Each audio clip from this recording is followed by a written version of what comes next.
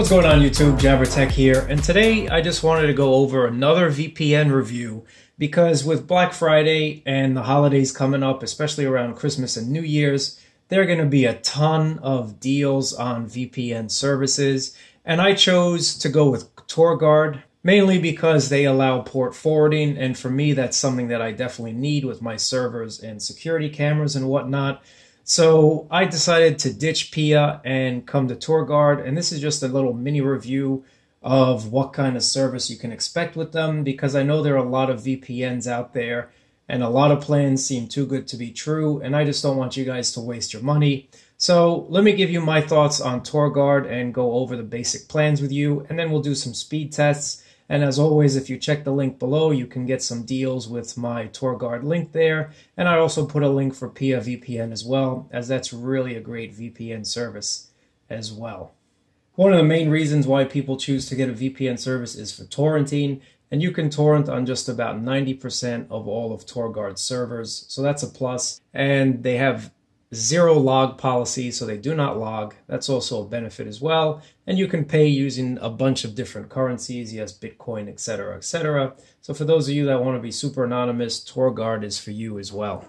But with most of these super commercial VPN services, Netflix, your Prime Video, etc., will not work, unfortunately. And PIA was working for a little while, but unfortunately that stopped working with Netflix and my Amazon Prime Video, and I found that TorGuard is no different. It's just a publicly known VPN service, so all these streaming services decide to block their IP addresses, and there are some workarounds. If you troll Reddit, you will find some workarounds on how to get them to work, but for me, it's not really a big deal, so I haven't done any of that.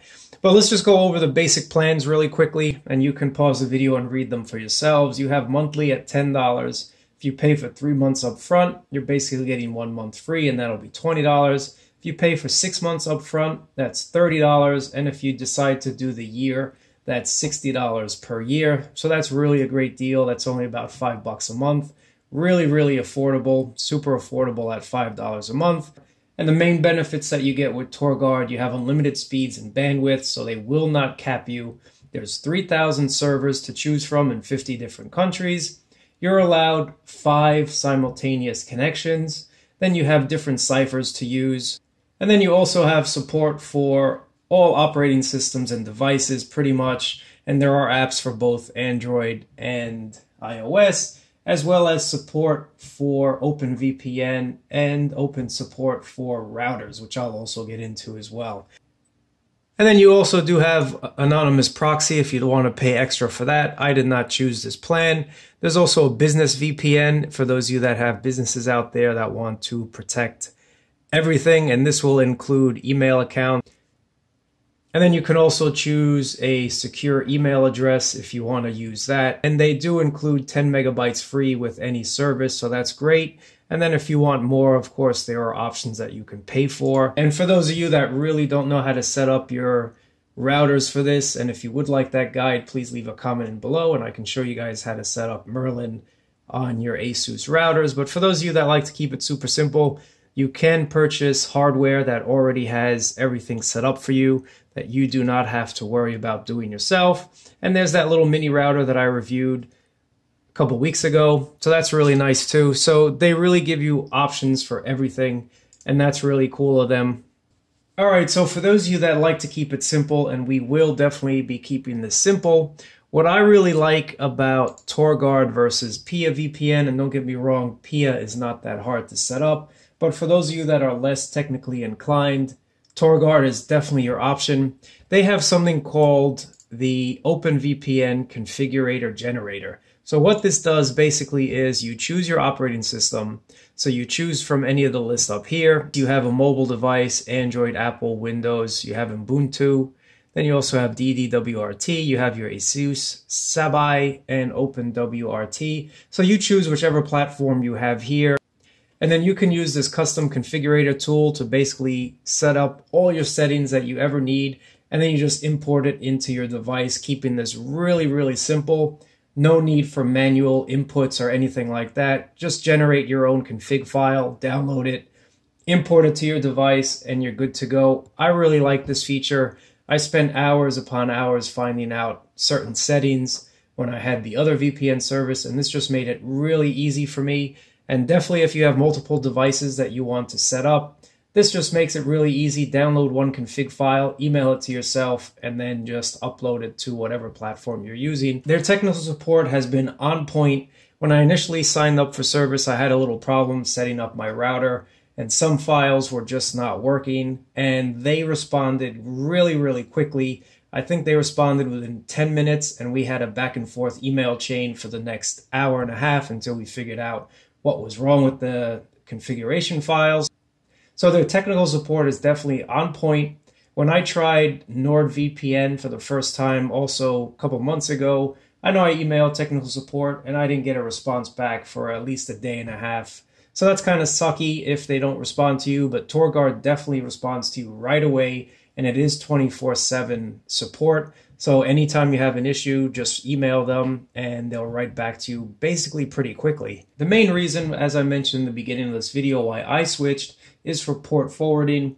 Now, for some of you, that might not be a big deal right now, but you might want to think about in the future. If you have a Plex server, or if you have a home server, or you have something else, and then you just want to set up your whole network to run through the VPN, port forwarding is a must. So what this allows you to do is enable this port forwarding request, and that'll make sure that any request for that specific port will be forwarded onto you, even when you're using the VPN service.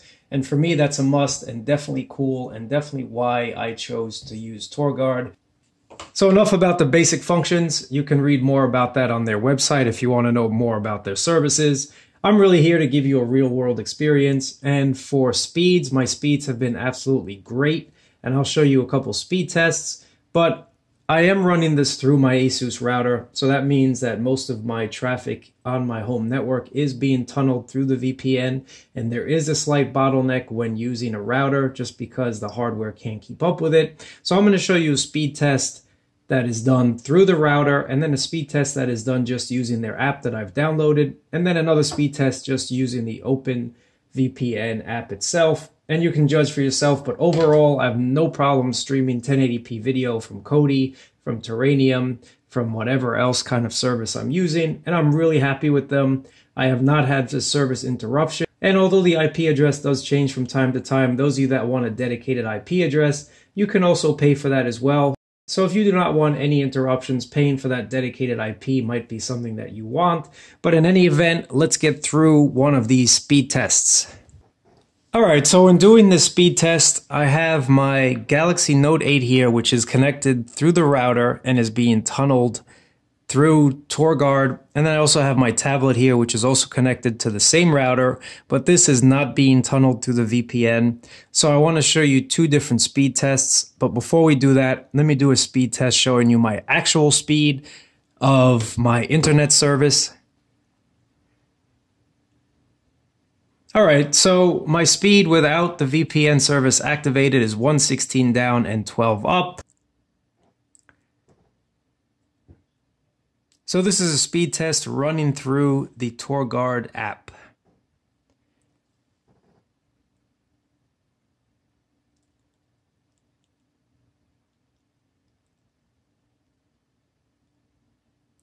So as you can see, the speeds are really good. 31. And the time is 2:30. So I have actually gotten this up to about 50 megs down during off-peak times, and that's really good as well. You see my upload speed has not been affected whatsoever. Let's run one more test. Usually what I do get if I just use the OpenVPN app, which I'm going to show you now, is 40 to 50. So if you tunnel your traffic through your router, I'm going to just say you'll lose about half of your download speed, but just the simplicity and ease of not having to open up apps might be worth it. But those of you that are speed demons definitely want to install the app, and I'm going to show you the difference. So here on my tablet, I am connected just using the OpenVPN software and not the TorGuard software. Let me increase my brightness just so I can show you guys, and let's do a speed test.